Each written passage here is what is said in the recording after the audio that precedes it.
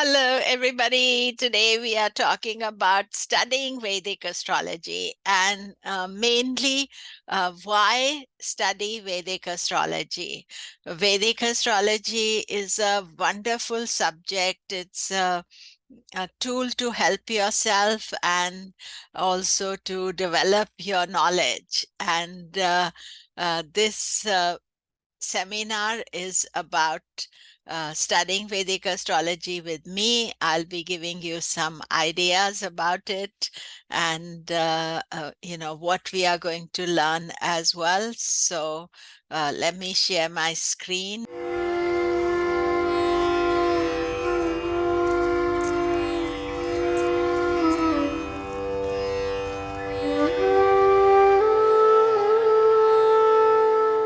Topic of the seminar today is why studying Vedic astrology is important for you. And I'm Komilla Sutton, and there I am. This was done recently at a prayer ceremony. I turned 70 this year, so it is celebrating that. And my website is komilla.com, and all the details are given there. And I always begin everything with chanting. So we'll, one sec. Thank you for your wishes. And we're going to start with the chanting of a few chants, mantras. Om Gam Ganapataye Namaha. Om Gam Ganapataye Namaha. Om Gam Ganapataye Namaha. Om Vakratunda Mahakaya Suryakoti Samaprabha Nirvignam Kuru Me Deva Sarvakareshu Sarvada.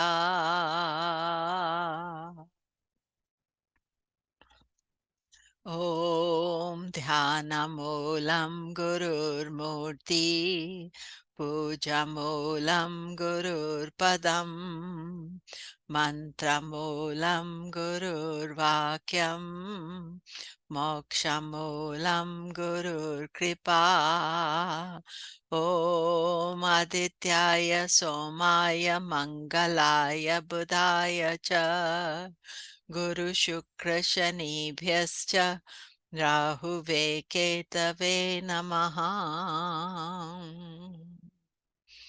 Om Nilanjana Samabhasam Ravi Putram Yamagrajam Chayamaratanda Sambhutam Tam Namami Shanishcharam.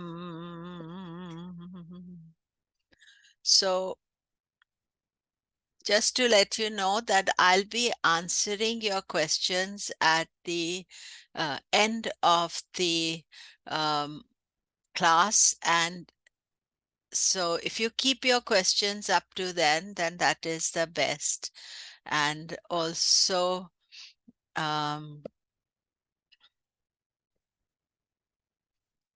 there's a section there, Q&A. So if you put your questions there, that would be the best.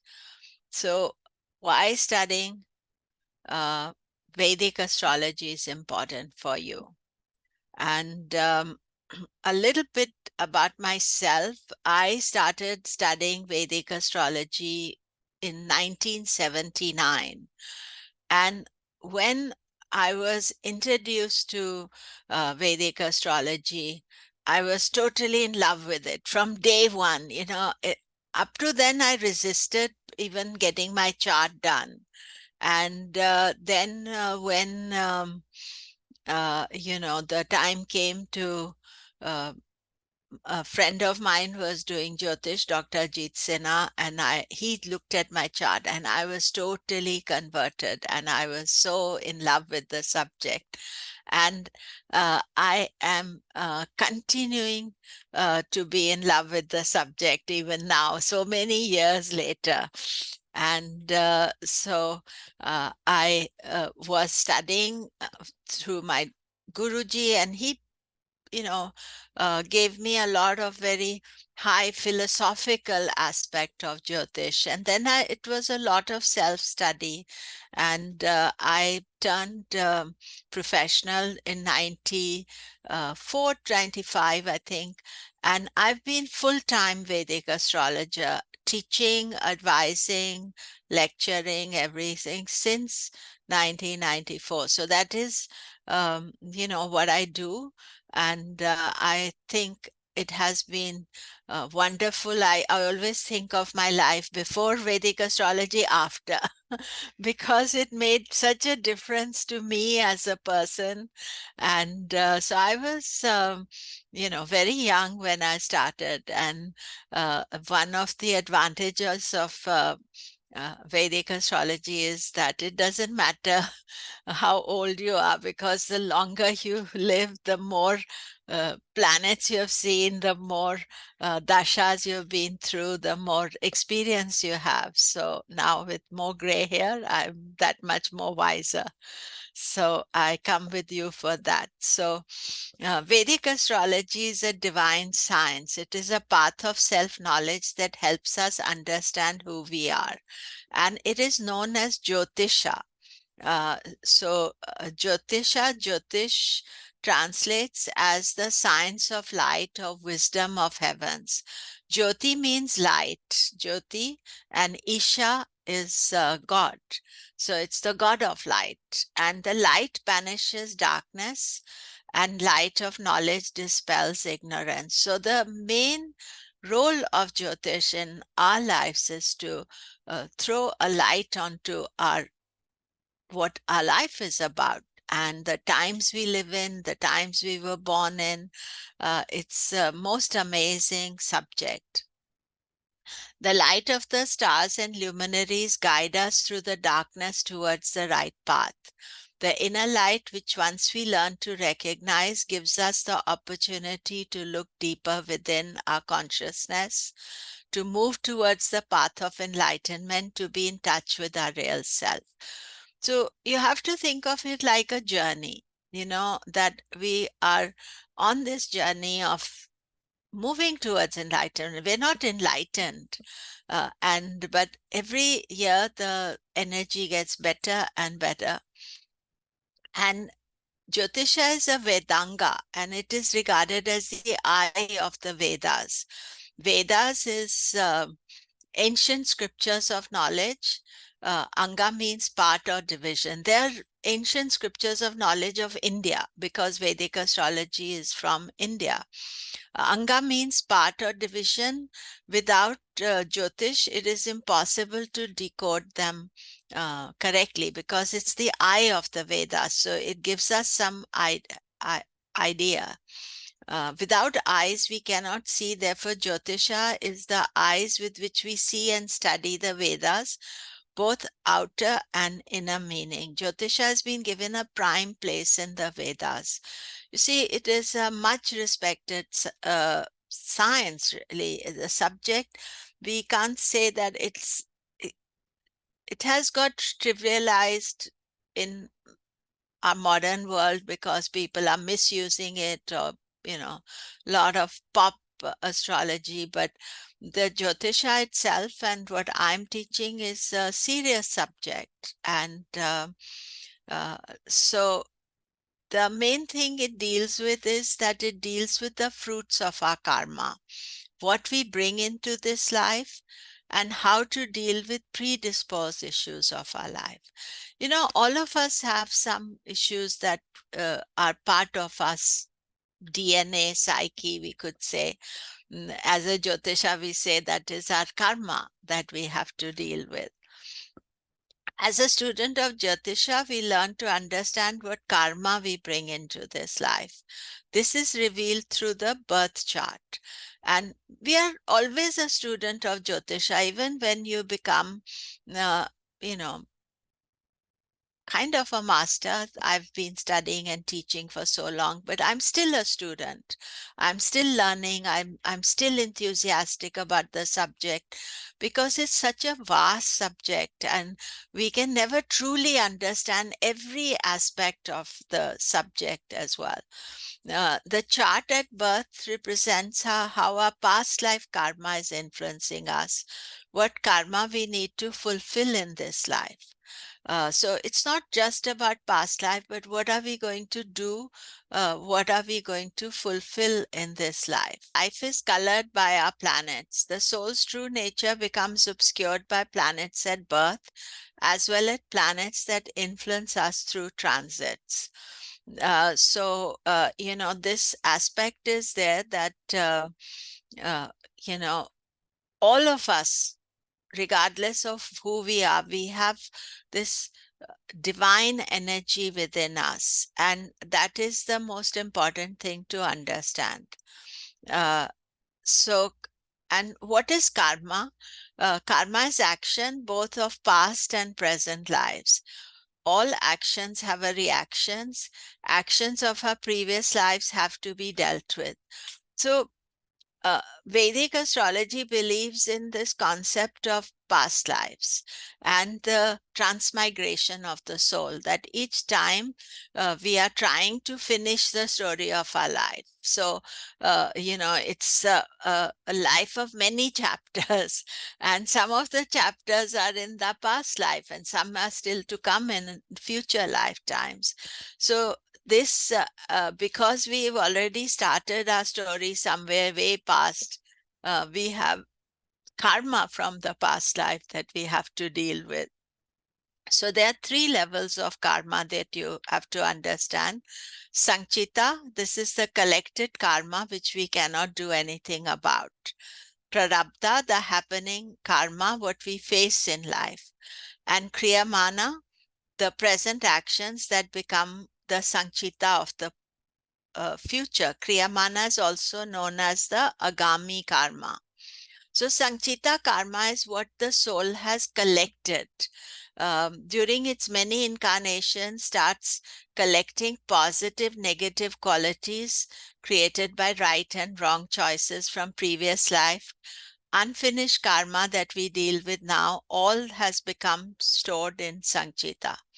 So what happens with Sanchita karma is that everything gets stored, including your listening to this webinar has got stored in your karmic book, you could say.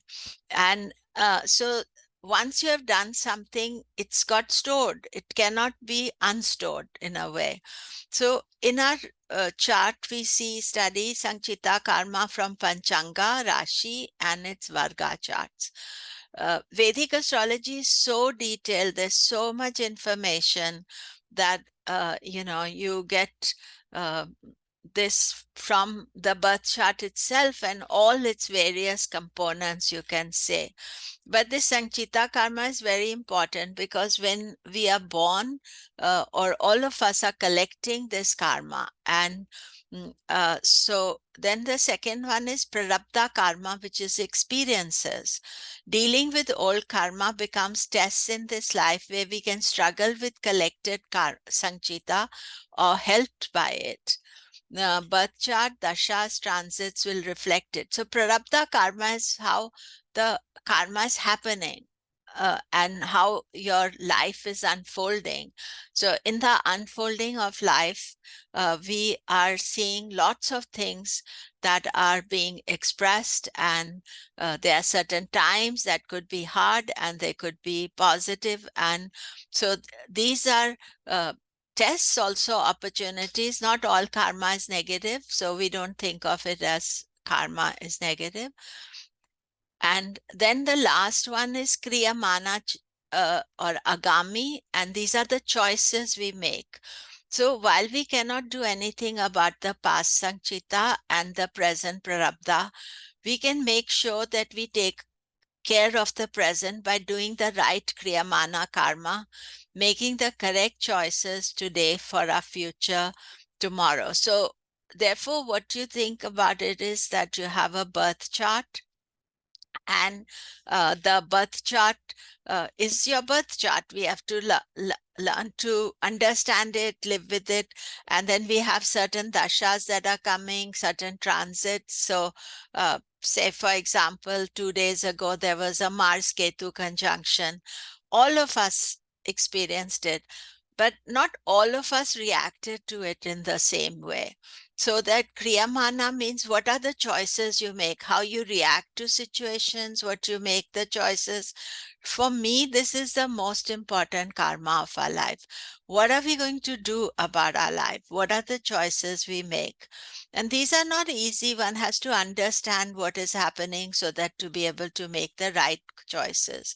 So this is the choice of free will and the field of operation for upaya or remedy, or even not, not just spiritual remedies, but practical remedies.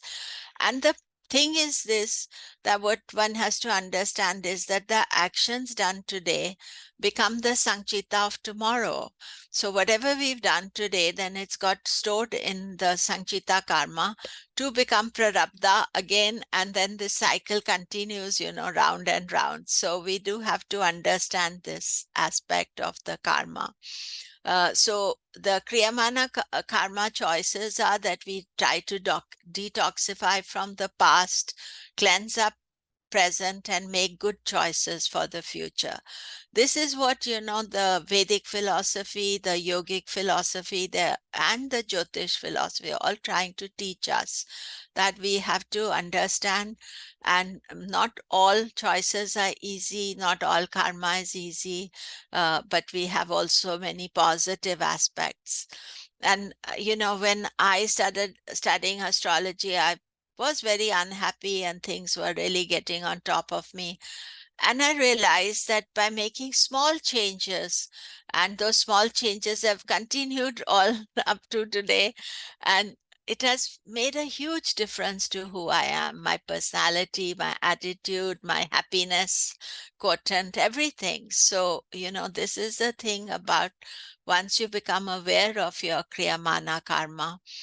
And so understanding karma is the key to uh, uh, and it's also the key reason to study Jyotish. Karma from past life colors are present. The main purpose of life is to reconcile with the past karma so that it does not become the burden for the future. So to purify the past karma, to uh, emerge lighter. And this has to be done with some help. We can't say that we just can do everything without help. So understanding karma, the fact we have to study the birth chart, Panchanga at birth, it reflects the karma. And my work has been very much that it's not the karma you're born with that is important. How you deal with the karma you're born with is the key to a happy life. I remember asking my Guruji way back in 1979. He said, "You have Saturn in your seventh house." And I asked him, "What should I do about it?" So obviously, there was some good guidance for me even then. And that is really the thing that, we are not, uh, we have certain issues that are destiny that we can't change, like the country you're born, your parents, your times you're living in. We are all living in 2023 just now, so we can't change that. So there's certain attitude, certain things. But how you deal with what is happening, what is unfolding, and that is very much going to be part of what I'm going to be teaching you. So nobody has a perfect birth chart. Our role is to recognize our strengths and weaknesses, support the weaknesses while work with our strength. So this was something my Guruji said to me right at the beginning, that one should not be so concerned about our weaknesses, but we should focus on our strengths. And then if we establish our strengths, then the weakness or the challenges will we'll have a greater ability to deal with them. So the planets hold the destiny. The celestial bodies in the sky reveal these mysteries of life. Planets that are moving, stars, nakshatras that are fixed.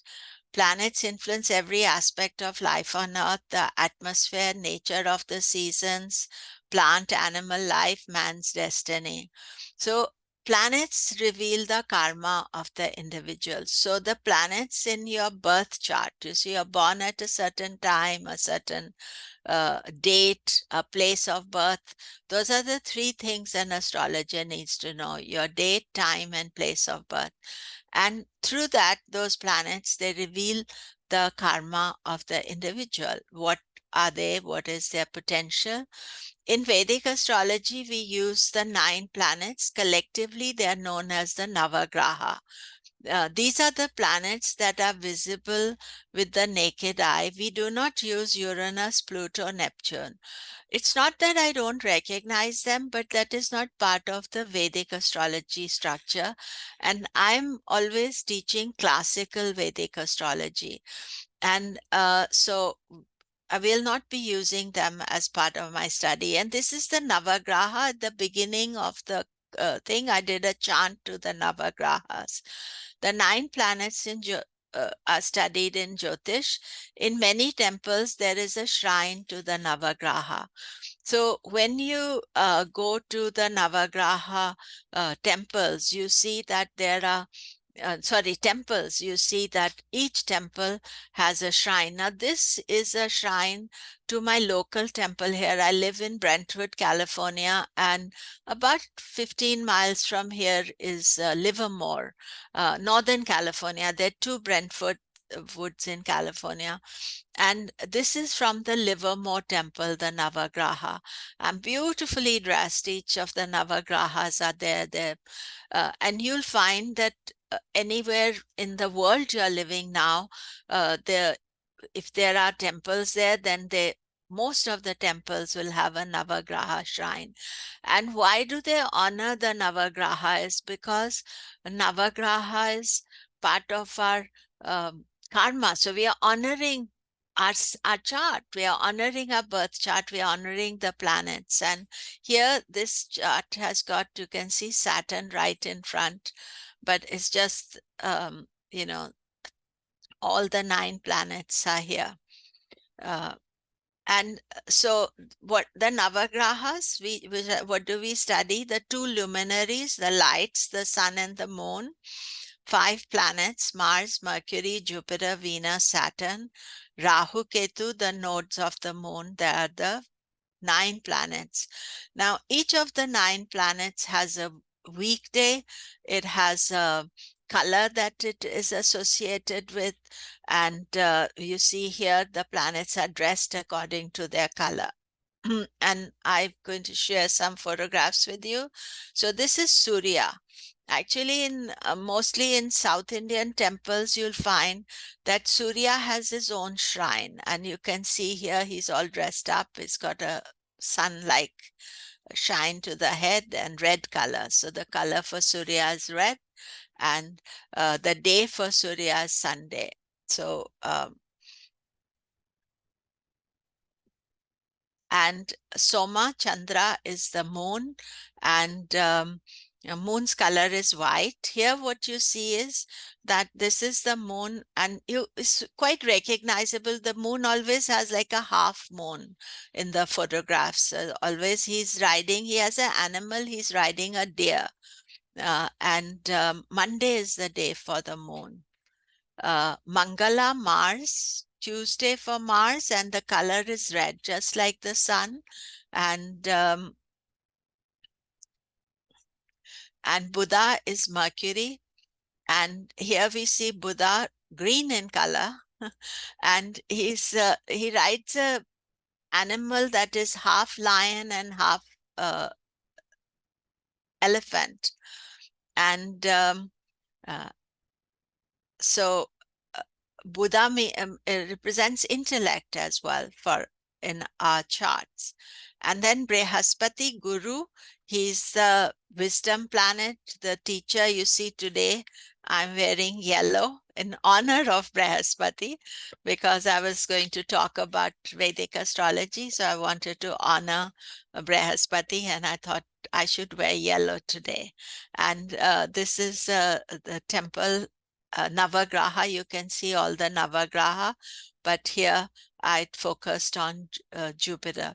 Always when we go to the Navagraha planets, we take 1 round or 9 rounds around the planets, because we honor with each round 1 planet. So it's a very nice aspect. And Thursday is the day for Jupiter. Wednesday was for Mercury. And then we have Shukra, Venus.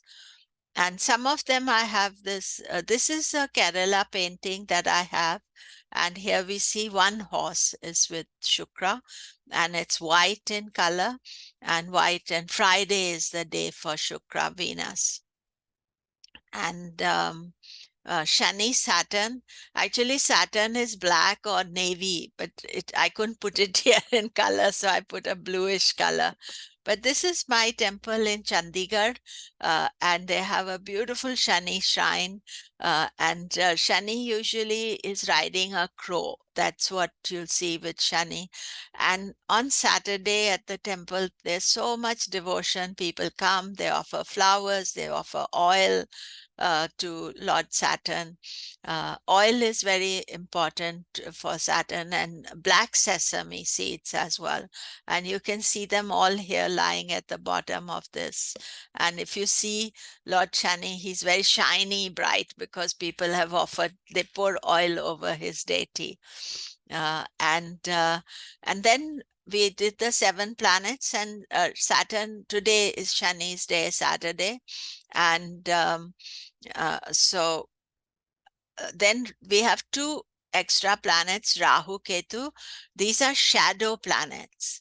And the shadow planets mean they're not existent, but they are very important in Vedic astrology, because they actually represent our past life karma and our ability to, our unfinished desires of past life karma.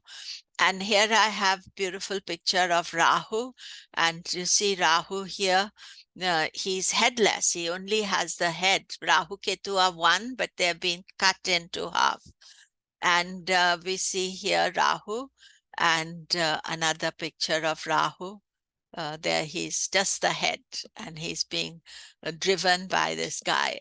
So Rahu is supposed to be the same size as the sun, but he's black in color, so he's not visible.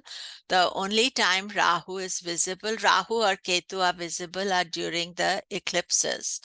And here we have Rahu's color is smoky color. So I put gray here. Rahu's color is gray.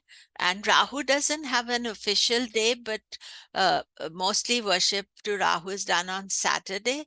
And you can also, some places I notice in South India, they do worship Rahu on Sunday as well, because they are wanting him not to eclipse the sun. And then Ketu, which is the other part, the exact opposite of Rahu.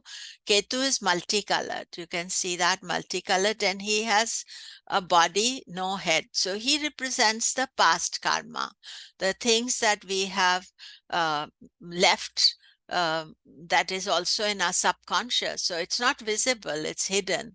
But Ketu can be quite militant. You see, he's got a sword and a Vajra, one of those things to hit you with. I'm not thinking now what it's called in English, and a shield and a flag in his hands. And here we have Ketu again with a headless Ketu. And so Ketu represents the past life karma, very important planet in our chart. And we call it a planet, although he's a shadow, is that they are nodes of the moon. And the 3 planets, Saturn actually represents our ability to face our karma and do our karma in this world. Whereas Rahu represents the unfinished desires from past life, and Ketu is the past life. So these planets all have a specific role in the chart.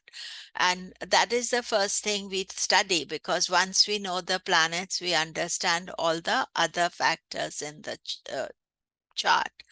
So planets are known as grahas. In Sanskrit, graha means to grasp, hold, understand, perceive. Planets grasp and relay the information of the cosmos. It shows the grasp or hold of karma too. So you see what happens is, like, I have glasses on, the karma keeps on obscuring our glasses. So we don't see our life in the proper way. In some cases, it has become so dense that we can't see beyond much. But as we understand this, the study of Jyotish, we understand that to lighten the hold of karma on our life, on our psyche, then we slowly start in developing ourselves. So the grahas can both block the knowledge of the past, keep an individual held to the vagaries of their karma, or give them perception to understand their destiny, their restrictions imposed by karma of past lives, so that they can transcend their karma. This is very important, this second, because you're not stuck by the planets. You understand them so that you can transcend the planets. You can rise above them, or you can work with their higher self. You can work with their higher quality, so that it's taking us to a much nicer place. The planets at birth, their relationship with each other, strengths, weakness, inner, outer nature, give clues to your own instinct, the level of karma we are encountering. Uh, the planets give a guideline to our karma. We should not feel victimized by it. Rather, understand their qualities, weakness, and strength, and work accordingly. You see, this is not the idea to study Jyotish and Vedic astrology that you get stuck. Oh, these are my planets, I can't do anything about it. No, we are, and that's what my teaching has always been about, is to understand them first, and then seeing, what can I do? How can I help myself? What is the, what's the way forward? That is the thing. The study of Jyotish is a conscious understanding of the planets, their influence on the chart, and by dasha and transits. Dasha and transits are a tool for timing. And what are the times we live in? What are the things? So we want to understand it. So we want to understand the time of our life. During our life, we are faced with obstacles and opportunities. Timing of life is revealed through the dasha system and the transits we experience. So the dasha system is unique to Vedic astrology. From the moon at your birth, the moon nakshatra at your birth, the whole life is revealed, and the dasha sequence is revealed. And then, as I said, we are born in certain time. We are living now in 2023, and there are certain transits that we are experiencing in 2023. So the dashas are unique to Vedic astrology. They reveal how the karma unfolds, what we are dealing with, and when. So I'm not going to be showing you any charts today or anything. I just want you to overall understand the philosophy. And Gochara, we deal with the transits of the planets. Moon changes daily. Other planets will move through positive, negative crisis positions. These impact us and the world around us. The chart for today, and one of the things you can see is that Mars and Ketu are together.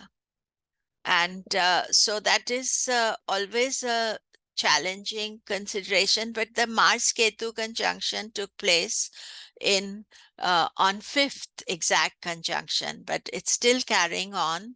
And so this is a challenging aspect. And today, and then if we look at that, I'm using Shri Jyoti Star as a program.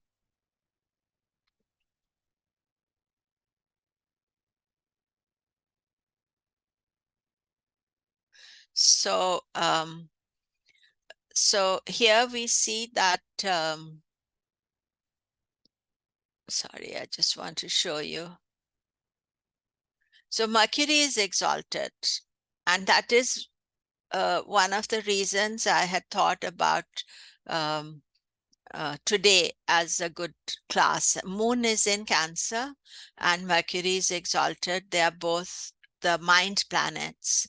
And what you can see here, this is the issue for today. And also, when we look a little bit later, 1 week later, there's a solar eclipse, new moon, and it's quite close to Ketu. There's a solar eclipse, and those of you in USA, it's visible, either a full eclipse from it's going to start in Oregon and end in Texas, but it's going to go like that down, and rest of us we'll see a partial eclipse. But it's visible here. It's known as the Great American Eclipse, the second of those. And then 2 weeks later is the lunar eclipse. Lunar eclipse always takes place in at full moon, and this is an Aries eclipse. So this is the transits, that we need to understand and work with, and uh, to know what is happening at a given time, and then not just to know, but to work it out and to uh, you know deal with the situation rather than be caught unawares by the situation. So that Mars Ketu and 2 eclipses this year. I do a YouTube. I do all the transits, so you can look at that. But to see Vedic astrology, there's a lot more information that we have to learn.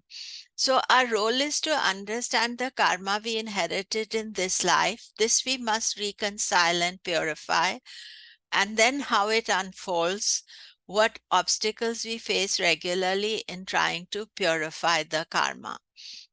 So this is the study in a nutshell. Uh, Dashas and transits are forever throwing challenges in our life. If we face them without true knowledge, we get more and more enmeshed in karma and stuck in our situations. However, our path is to purify and let go.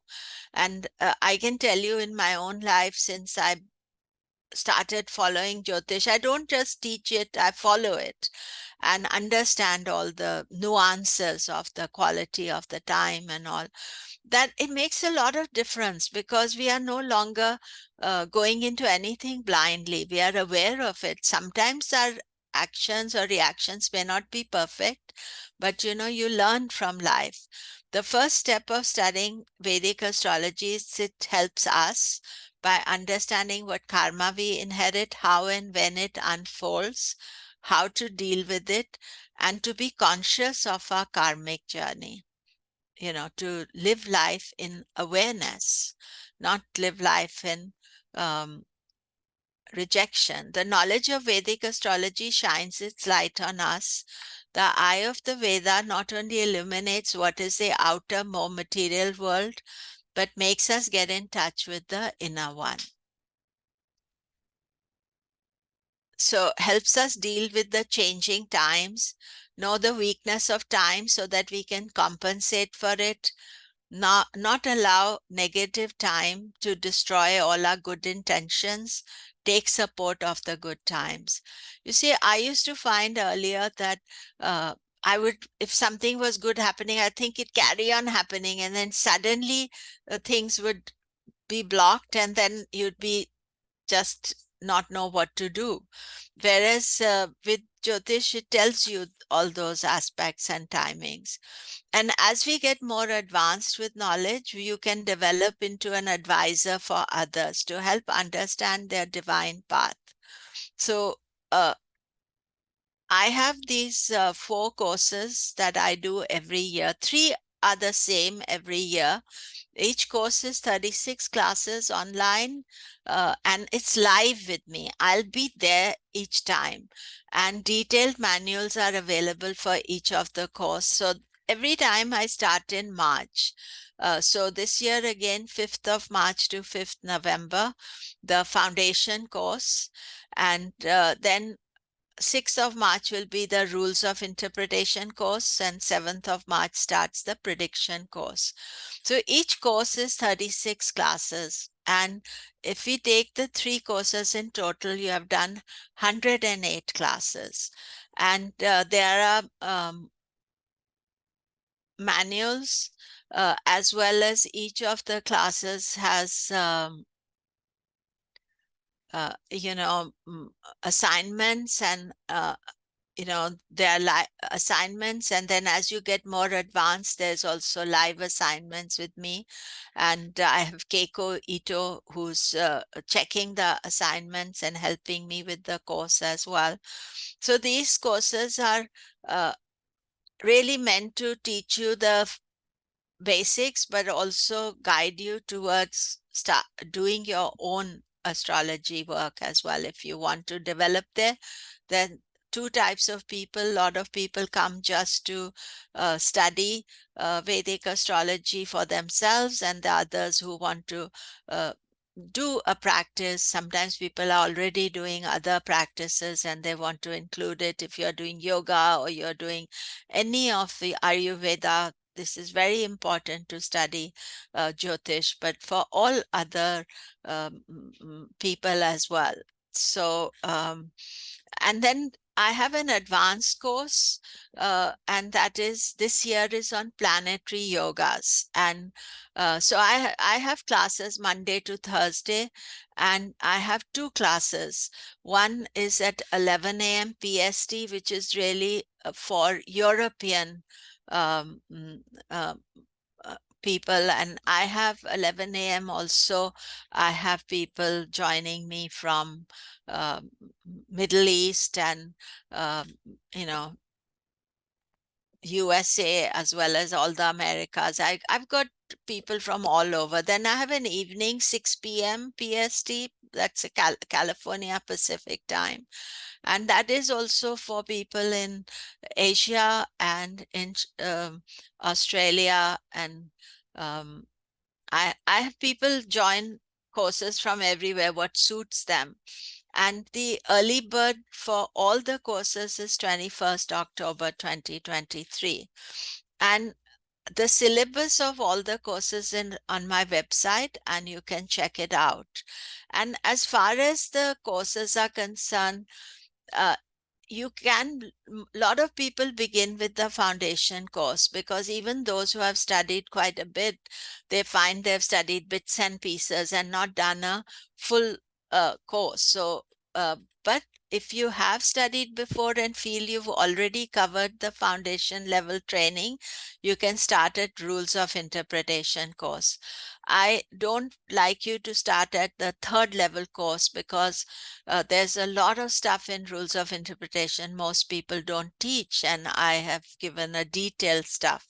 So for advanced course on planetary yogas, you can join that if you're an advanced student, but you must have the knowledge of Jyotish, because there I'm not trying to teach you the basics. I'm going to go just advanced, and we have it very advanced students. So that planetary yoga course is on Thursday. So I have a Monday to Friday. All courses have the 2 sets that you can join, and I'm live everywhere. So it's not a pre-recorded course at all. That is important for you to know. So here again, everything is on my website, komilla.com. These are the courses. And if you have any questions, now I'm happy. And this recording I'm going to upload on the YouTube channel. I have a YouTube channel. You can just put Komilla's channel, and I'll be uploading it tomorrow. So the show, as I said, will be available after the webinar. I'm going to upload it on YouTube, but if you want a copy of it, you can what I'm going to try and do is that I'm going to send you a link to the Google Drive. I'll upload it onto Google Drive and send you a link for that so that you can download it and keep it if you want. And uh, so then Eva has asked, are you using Parashara's program? No, I'm using Shri Jyoti Star. That is by Andrew Foss. So you can look it up. And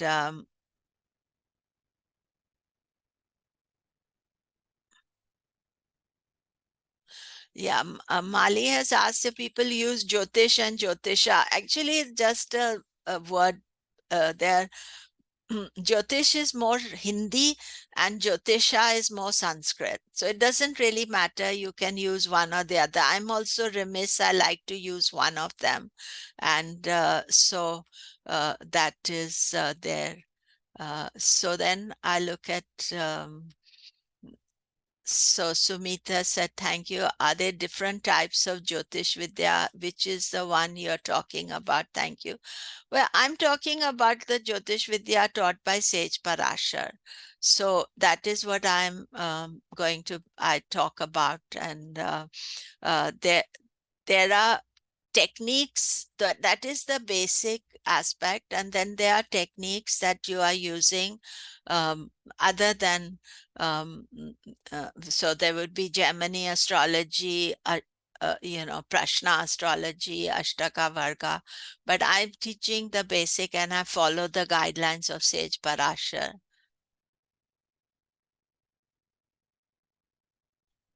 So somebody's asked, why is there extra prices for manual and PowerPoint? Well, it is an optional aspect. People, if they want to get the manual and the course, it's just that it gives people option to pay later or buy later. And the PowerPoint, I don't like to share, but people kept asking me for it. So if they want it, it is a lot of work on my part. So that is why the prices are as they are. And it is uh, a very good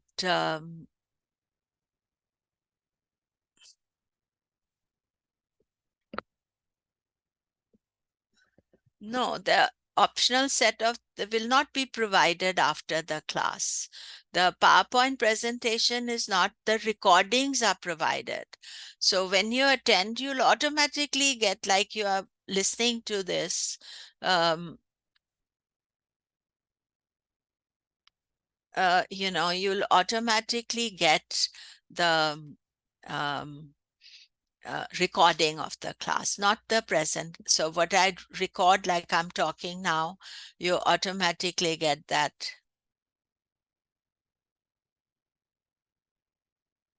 So anonymous attendee said, I don't test your knowledge. I expect you to test yourself.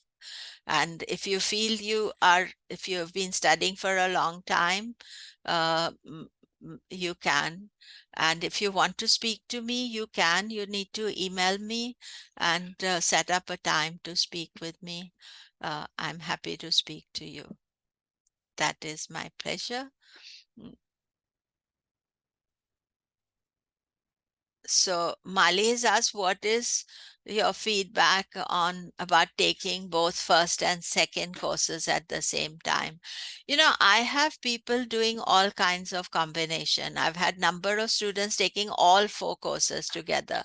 I don't recommend it because I feel you should do step by step, because you see but number of students take 1 and 2 together because they want to rush it. It's quite a lot of commitment. Secondly, the foundation it's good if you already have foundation and you're taking foundation, but foundation covers many aspects that then people who are doing rules may find that they are not ready for it. But I don't have any this thing. I leave it up to the student to decide that what you're doing.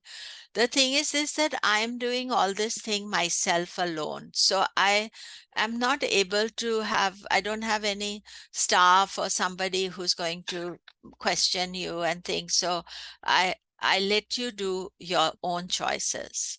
Uh, emailing me, please send a small, short email, because sometimes the email is too long. It's very difficult to answer. So send me a few questions and I'm happy to answer.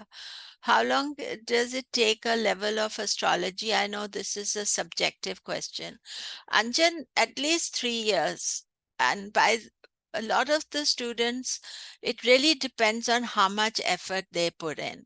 And a lot of students by year three feel comfortable to be doing consultations and things. So I would say that is the minimum requirement. Of course, it is subjective, as you put it. Yeah, Bikram, I'm writing a new book just now on dashas, so it should be out, but it's taking much longer because I've been so busy. So thank you for attending as well. And final question.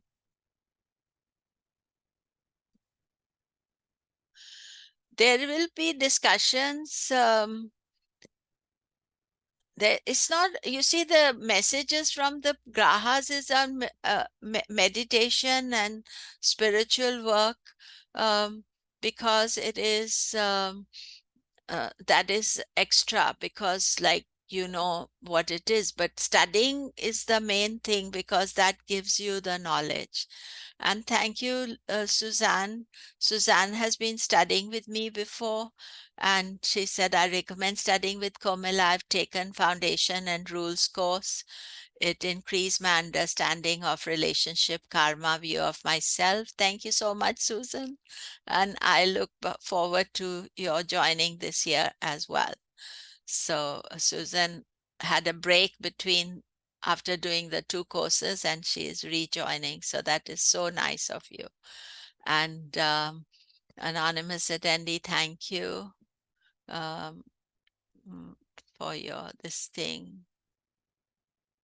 And Sumita said, your personal Panchanga is amazing. I'm currently reading it. Thank you very much. That is my very favorite book as well, because I did a lot of research there. And thanks again. Uh, there is no discount, Samuel, uh, because, you know, the thing is this, that I have only that much time and life. And so I do very little consultation, and certainly for consultation. But if you are doing the course, then the course is like a 1 year long consultation. So that is there. Let me see now. On my YouTube channel, many of my lectures from the conferences and things are also, teaching tools are also there. And here's my website, my email, komilla9@gmail.com, and my website, you know, komilla.com. So I am going to thank you so much for attending and being part of this lecture. And I hope some of you will join the course. And you can email me with any questions. And I really appreciate your being there. And